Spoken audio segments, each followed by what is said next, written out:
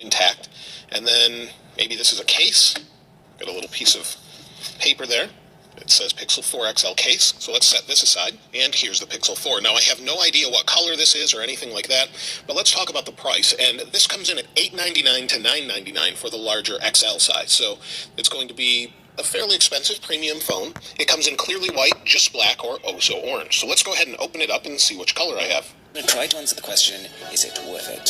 So, taking the lid off, the first thing you're going to see is both smartphones that have just been announced, the Pixel 4 and the Pixel 4 XL, and below that a compartment containing both retail packages, but also a whole bunch of other Google goodies. The retail packaging, the box you'd get if you went into a store and bought the Pixel 4, it's pretty nice. It feels high quality, sturdy, and minimalistic. And if we slip that lid off, it's pretty standard stuff, but three things to note. You get a USB-A to USB-C adapter, which just means you can quickly transfer stuff from your old phone by cable. You also get a USB-C to USB-C cable to charge this phone, and below that an 18-watt fast charger. Then we have our USB-C to USB-C charge cable.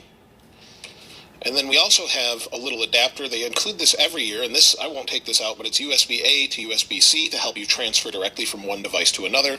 And then we should have an 18-watt fast charger. So it's the typical Pixel charger, and it should charge fairly quickly. I'm not sure how fast just yet, but let's set all of this aside. Now, as far as the phone is concerned, let's take the cover off it.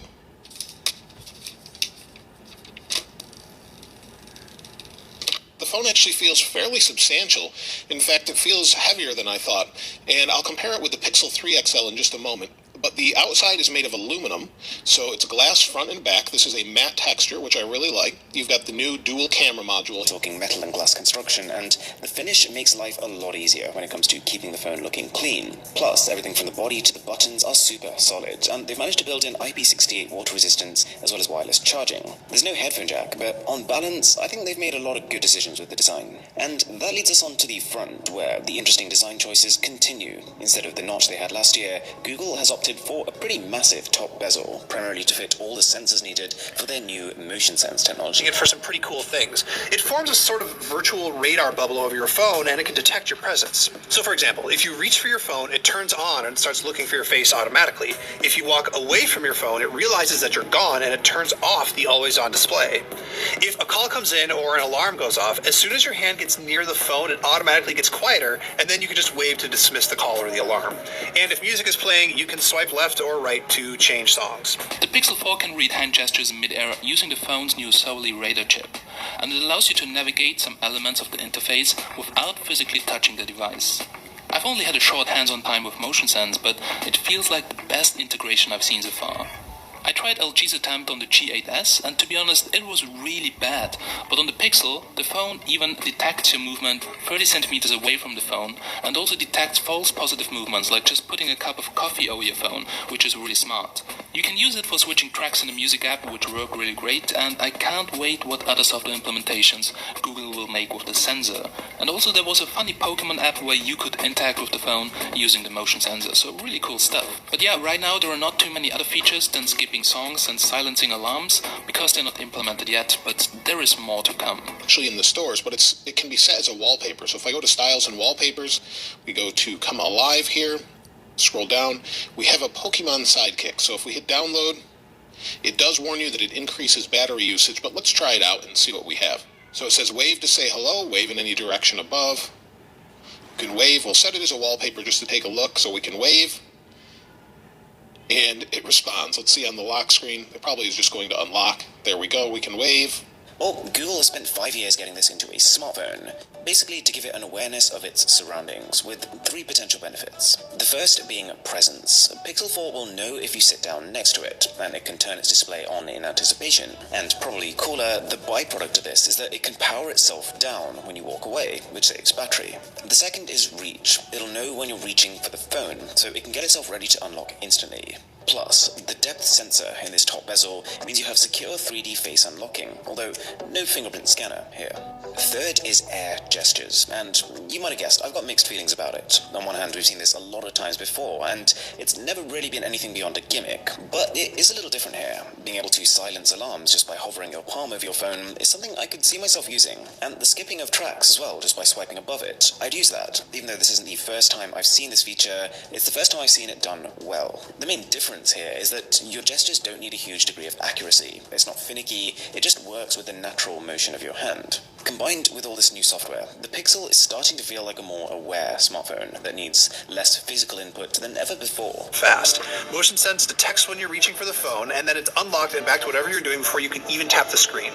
It's so fast that Google had to put a setting in for people who actually want to see their lock screen, because otherwise you'd never actually get a chance to see it. And hey, since we're talking about the screen, let's talk about the screen. It's OLED in both phones, and they should be about the same quality as each other, but Get a Full HD or Quad HD Plus OLED display, depending on which phone you go for, and more importantly, these are 90Hz panels, which gives them this extra touch of responsiveness, and Google has also managed to somewhat sidestep the extra battery drain this can cause. On a normal 90Hz panel, the screen just refreshes at 90 times a second, regardless of what you're actually doing on it, whereas on the Pixel 4, it's contextual. It depends on, first of all, what application you're in, but also if you're looking at the phone. The Pixel 4 is aware of what your eyes are paying attention to and will adjust frame rate accordingly. You're getting a good panel too, brightness, HDR support, color accuracy, an A+ viewing experience, but just not the largest displays out there. The 4 has a 5.7-inch panel, and the XL model is 6.3, so in terms of screen size, they're both smaller than their iPhone counterparts. spec heavier because this screen does a 90Hz refresh rate, which makes all of the movements super smooth. Now, Google says that it's a dynamic refresh rate, so it can ratchet it back down to 60Hz when you don't need it, and I gotta say, you can definitely see it in person. I love how it looks. Google says that it supports HDR using the UHDA certification, which, okay, sure. The screen can also change its color temperature to match the room, just like the iPhone. Now, the Google Assistant has been improved in Android 10 with the Pixel 4. You can now request it to open apps and perform also searches in them, which is really cool and saves time. And also there's a new way to activate the assistant too, so just swipe up from the bottom corner of the screen. Alternatively, you can still use the wake up word "Hey Google" and the squeezable size of the Pixel 4 as you can do in the last generation, but if you don't want to use it, Google now allows you to completely shut it off. All in all, the Pixel 4 isn't maybe the most interesting piece of hardware, but the company shows that you can get stunning results out of common hardware by just getting the software right. Motion sense, 3-dimensional face unlock, and the faster refresh rate display are really useful new features that differentiate the newest Pixels from their competitors on the market. We've got a Snapdragon 855 processor, 6 gigs of RAM, which that should be enough, and they come with 64 gigs of storage, which ain't much, and the max you can get is only 128. There's also a Titan security chip and one more chip, the new Pixel Neural Core. It handles the photography stuff, but it also handles voice, and Google has loaded its entire machine learning model for English onto the phone, no internet needed. That means that the assistant is super fast at doing stuff like opening apps or even searching inside apps like Twitter or YouTube. And there's a new voice recording app that transcribes your voice in real time without having to put anything on the internet at all. Guaranteed updates for 3 years, but there's actually quite a bit more going on. Google Assistant, for starters, is smarter than ever and is now built directly into the operating system, which means that it's A, faster than before, and B, can understand context. I could, for example, ask it to show me Taylor Swift on Twitter, and then just say now on Instagram, and the assistant would understand that I'm still talking about Taylor Swift. Should actually transcribe my voice in real time as I'm speaking. So as we're talking about the Pixel 4 XL, I can speed up my voice and see if it will keep up, and I can slow down, and I don't know how well this works if you have a different accent, but the nice thing is after I'm done recording this, I should be able to search the text within the recording. So we'll hit pause, we'll hit save, and here's the actual recording. Now I can search my recording instead of scrubbing, so I can say Pixel. We'll see if it searches it, and it tells me with this little marker here exactly where that part is that I say Pixel. So we'll go into that, and let's see what it says. Pixel 4 XL, I can speed up my voice and see. And it did exactly like we expected in airplane mode, so I guess it does work the way they say it works. Should be interesting to see all But of the software optimization is just great, and it runs perfectly smooth. It's running Android 10 and comes with all Google services ready to use. I use Google Pay a lot of Boon by Wirecard, which allows you to have a prepaid MasterCard, which you can top up by using a Visa, MasterCard, or just bank transfer. On this phone it works like a charm, and it's also really secure because when you use Boon with Google Pay, you need to do a biometric safety check. But where is the fingerprint scanner for it? Well, they dropped it. If you currently use your fingerprint to sign in into Android apps, you will find your biometric login options are a little bit limited on the Pixel 4. But Google says it will work with app developers to bring in Face Unlock for logins. For paying, it's really fine, but for other apps, this will take some time. Anyhow, the Face Unlock is really the fastest one and most accurate one I've seen so far on an Android phone. And it also has a couple extra chips in it. It has a Titan M security module, as well as the Pixel Neural Core. Now, as for the display, let's go ahead and turn it on. The display is a 6.3-inch OLED display. It's 3040 by 1440 with 537 pixels per inch. It's supposed to be HDR certified, and hopefully it will look really nice. Now, the forward-facing camera is kind of interesting. There's just one, but there's a bunch of different sensor arrays in the top here. That's why you've got the larger top and the smaller chin, I guess. So the top itself has a bunch of sensors in it. You've got a forward-facing camera that's 8 megapixels with an f2.0 aperture. You also have face unlock IR. You've got an ambient light sensor, a Soli radar, a dot projector, a face IR camera, and a face unlock flood illuminator. Now, before I set this up, let's talk about the cameras on the back. And you've got two this year. You have a normal wide-angle lens, and you have a telephoto lens. So you have a 12.2 megapixel f1.7 with equivalent of about 28 millimeter wide lens. And then you also have a 16 megapixel f2.4 that's about a 45 millimeter telephoto lens. They record 4K 30 as far as video is concerned. So they should be pretty interesting. Google has always been really great with the cameras. And now, in addition to adjusting brightness, you can also adjust the shadows to get more control over the HDR processing. Plus, that neural core means that you can see the preview of what HDR Plus looks like right in the viewfinder instead of having to wait for it to process. The main sensor is 12 megapixels and the telephoto is 16. And my big question is, why did Google go with telephoto instead of ultra-wide, especially since it's only a 2x telephoto?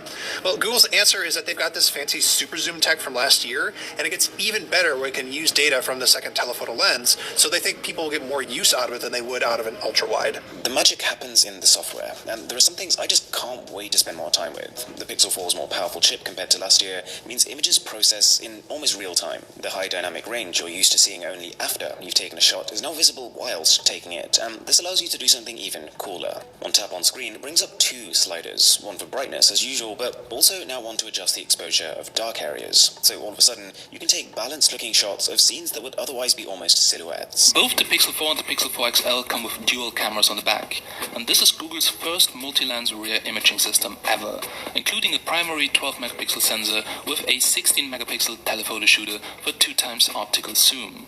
Google has also implemented its so-called super res zoom technology. You will be able to crop in 10 times without losing as much detail as with digital zoom. So basically what other manufacturers call a hybrid zoom. On the front it features an 8 megapixel selfie snapper with f2.0 and 90 degrees field of view, so it's a nice wide angle. When you have already used the Pixel phone, you will notice that it takes a few seconds after you take the pics to see a final result, because Google does some crazy software editing and sharpens the pictures, raises the shadows, and yeah, just basically makes it look fine out of the box. So if you hate editing pictures, it's really great. Astrophotography. If your phone is on a tripod or leaning against a stable surface at night, it'll automatically capture 15 frames and fuse them together for some apparently next level photography. So let's go ahead and set the Pixel 4 XL up. We'll hit start, connect to a mobile network. We'll skip the SIM part right now. I'll put my SIM card in it a little bit later. It's going to check for updates now that it's connected to my Wi-Fi network, and it's actually installing an update. So we have a day one update going in.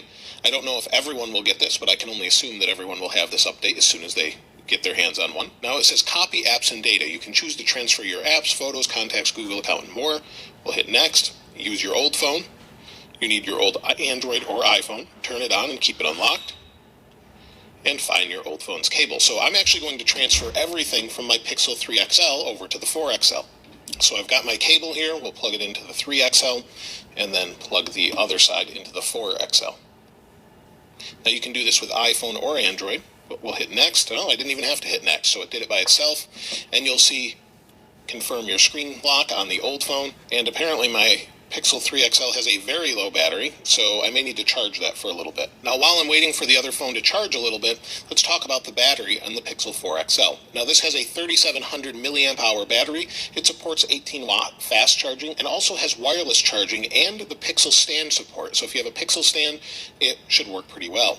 Let's take a look at the case that they sent along as well. We'll pull these open here and see what we've got. Most of these are cloth. And that's definitely a bright and vibrant case. So that's got an interesting pattern on it. It just says Google Pixel 4. And let's see what it looks like in here. I'll probably use it without a case. But it fits. It keeps the camera away from the table, if that's where you're setting it. And that texture is pretty interesting. You can see that. I do like it, but you either like these cases or you don't. They're cloth, they feel kind of like a denim material, and they're very durable though. I've had one on my Pixel 3 XL for some time as well. You'll see it is used in the upper right, I suppose. It's got a little bit of fuzz going on there, but overall it's held up well and has not scratched the phone. So these cases do work pretty well. And I think the cases have some pretty funny names, but I don't see it on this package at all. But the case does have a built-in button here with the volume rocker, but no protection on the bottom of the phone. So just keep that in mind if you're using it. And you do get a little bit of lay on the table protection. So there is a little bit of that. Not a ton, but there is some. You've got some cutouts for the microphones as well. I charged the phone to 20% so I could transfer all my data. So we'll go ahead and hit next. Verify that it's me. Copy data to your new phone. Hit copy. Now it says continue setup on the Pixel 4 XL, so it's saying what do you want to copy? I'll copy everything, and we'll wait for it to continue. So we'll hit next. So then we say okay or not to Google Services, and then you've got some legal terms. I assume you have to accept this or you can't get in. And then screen lock setup. For security, set your PIN. And now we can set up the new face unlock. So it says glasses or tightly tinted sunglasses are okay. This works very similar to Face ID. So we'll hit next. It's telling us how to set it up. So we'll set it up here.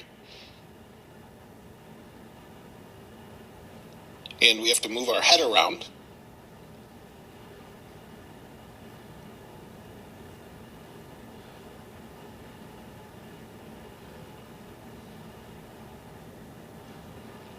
It says looks good. Then we'll hit done. Continue setup. Access your assistant with voice match. I agree. I use that all the time. And Google already recognizes my voice. It says good job. You can view or delete your activity. So it's telling us about the new privacy and security features. We can squeeze this phone as well, which is one of my favorite ways to access Google Assistant. I'll just leave it as is. We'll hit next. And now it's showing us the new quick gestures, so we'll turn them on. It says make your lock screen smarter, so as you approach it with your hand, it will turn the screen on. I'm all for that. It says anything else, we'll hit no thanks. And it's giving us some tips and tricks, so we'll hit next. It's almost ready. It says you can disconnect the cable, so it's moved everything over. We'll hit done, and it says adding finishing touches. Now it's finished, and since this runs Android 10, it's telling us how to use the gestures. So we'll hit next. It's telling us how to switch apps, how to go back, and new accessibility gestures, so 2 finger swipes up to access magnification or things like that. So we'll hit next, and it says you're ready to start using your phone. You can turn off gesture navigation and use buttons to go back if you want to do that in settings, and we swipe up. Now the Pixel 4 XL is fully restored. I had to actually install a new update and then re-register my face, but all of my apps are here. You also lose the front-firing dual speaker setup before, and that's replaced with a single downwards-firing speaker complemented by the earpiece. So, when I put it that way, it might not sound great, but I actually really like the Pixel 4 phones. It's a combination of things. The hardware feels incredibly solid. The display is awesome. High refresh rate, great contrast. Stuff just looks good on it. Plus, I like the direction the software is moving in. It's becoming simpler, whilst actually being smarter under the hood. And even this new radar system, whilst I can't see everyone using hand-aired gestures, the fact that it knows you're reaching for the phone and can prepare its face scanner in advance is amazing. It's the kind of technology that people won't even realize is being used, and yet it makes their life better.